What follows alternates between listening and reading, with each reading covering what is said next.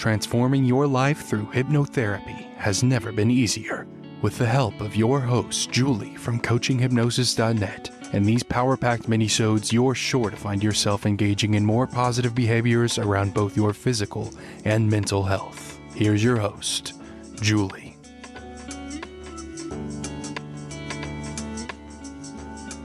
G'day, it's Julie from coachinghypnosis.net, and you deserve to know the one secret subconscious trick for 2022, because people are exhausted with getting things done and constantly arguing with their subconscious mind. I'm not a therapist or psychotherapist, but this is my 9th year as a clinical hypnotherapist in strategic psychotherapy. I currently help my clients online. They change their life without changing out of their pajamas. And I don't think anyone agrees on what the subconscious mind is or if it exists. But what I do know is, as a hypnotherapist, there are multiple ways you can look at the subconscious phenomenon.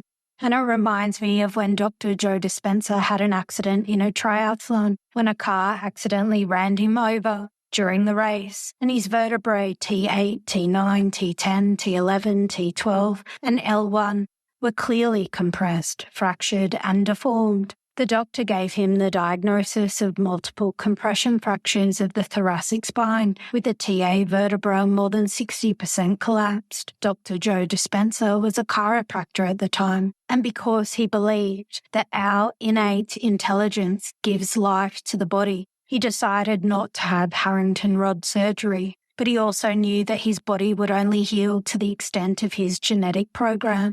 In other words, unless he used visual imagery to imagine his spine healing every day and each and every vertebrae healing back to how it used to be, his spine would heal in a series of fractured vertebrae. He healed his spine back together by guiding his subconscious mind. But I guess, while that might be challenging for most of us folk, most of us have no idea what our spines look like compared to a chiropractor. Whereas the famous hypnotist Milton Erickson would refer to the dominant and non-dominant hemispheres of the human brain. Because when a deep trance state has been achieved by the client, both hemispheres of the brain are utilized.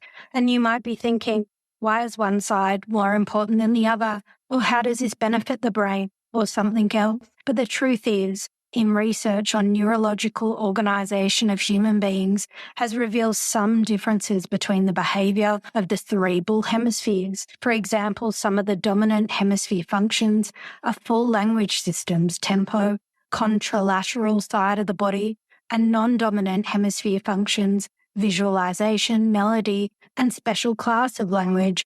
Because the fact is, if you balance a ball on the end of a stick in one hand, your skills are enhanced if you're speaking at the same time. But that is only true if the ball's in your left hand. Your performance is impaired if it's in your right hand. Speaking and balancing compete with the same part of the brain. So the brain creates a spillover effect and both sides of the hemispheres cooperate. This is the same as speaking, improves the ability to recognize elements in your right visual field. But if you sing melodies, which is a right hemisphere function, your left visual field has an advantage. By recognizing these asymmetries, the hypnotist is able to assist the client in achieving trance, becoming systematic in their choices about how to communicate with the unconscious mind of the client. Because the fact is, children who are fully fluent in language and suffer some brain trauma in the language hemisphere typically become mute. They then go through the standard stages for the acquisition of language once again and become fully fluent speakers. The non-dominant hemisphere takes over this function. A qualified hypnotist can assist the transfer of control from the dominant hemisphere to the non-dominant hemisphere. For example, Milton Erickson had a client who was experiencing visualizations, and the patient was very confused about her personal identity. The patient was asked to visualize a number of crystal balls in which she could hallucinate a whole series of significant life experiences, make objective and subjective comparisons, and thus establish the continuity of her life from one hallucinated experience to the next. But to go back to Dr. Joe Dispenza, he believes the conscious mind and subconscious mind are two diverse brain systems. That is, our conscious mind is based in the neocortex, where everything an individual learns and experiences is recorded. where the information is processed, the arrangement of how the brain cells are connected together. The neocortex distinguishes you from other individuals, what makes you unique, and you have the ability to be consciously aware of yourself, your actions, your thoughts, your behavior, your feelings, your environment, and your mind, where the subconscious mind is the midbrain, the cerebellum, and the brainstem. These regions have no conscious centers. However, they do operate under a higher intelligence that keeps the body in order, but also handles an infinite to-do list. This greater mind knows how to maintain health, so we can all enjoy all the other benefits of life.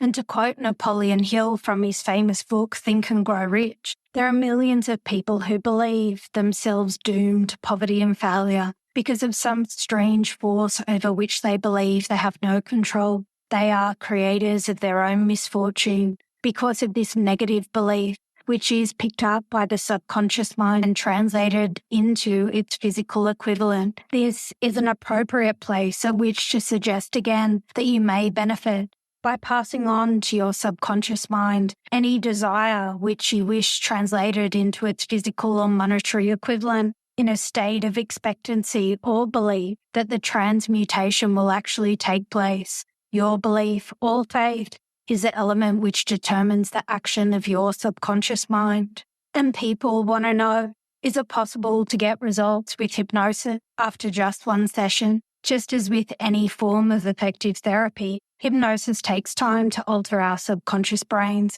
and achieve the results we're aiming for. This is why regular sessions, either once a month or once a fortnight, are best to allow hypnotherapy to begin working. And while you may be super keen to accelerate your results with even more frequent sessions, it's important to note that it can take up to 2 weeks for the effects of your hypnosis session to take hold. So you should limit the frequency of your hypnosis sessions to once per fortnight.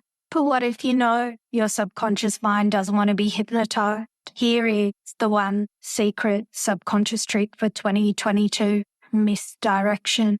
This technique is used when the subject is too tense or subconsciously doesn't wish to be hypnotized. The idea is to get the subject to take their mind off hypnosis altogether and perform a rapid induction. This misdirection stems from the fact that it's physically impossible to open one's eyes when your eyeballs are rolled back into your head. Describes the induction as an imagination test to the subject, a bit like this. Do you have a good imagination? In other words, can you close your eyes and imagine a scene? Let's test your imagination in a few ways. I'll describe what I want you to visualize, and then close your eyes and visualize it. Okay, close your eyes down and imagine you're standing in front of your car.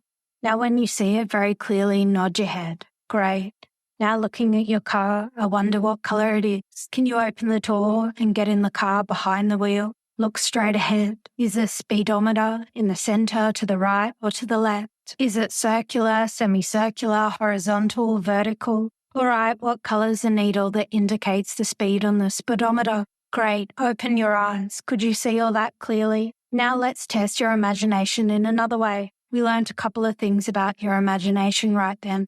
This time, when you close your eyes down, imagine you're swimming at a place, a beach, a pool, a lake, an ocean. Close your eyes now. I want you to imagine you're swimming at a place. When you see the scene clearly in your mind's eye, nod your head. Fabulous. Now look around at this place and tell me what you see. Do you see any people there? Good. Open your eyes. Could you see all that clearly as a mental picture? Perfect. That showed that you have a good imagination to create, because in that instance, I asked you something where you had to create the scenes in the picture. Now we'll go the other extreme and I'll find out how well you can imagine a single object. This time, when you close your eyes down, imagine you're looking at the full moon. Close your eyes now. I don't mind if you imagine you're sitting outside in a car at the beach, or maybe looking out your bedroom window. It's nighttime, looking up at the full moon now. To help you see the full moon, I want you to roll your eyes back, right up, right back. Close your eyes, roll your eyes way up into your head as if you're looking into the moon. And as you do,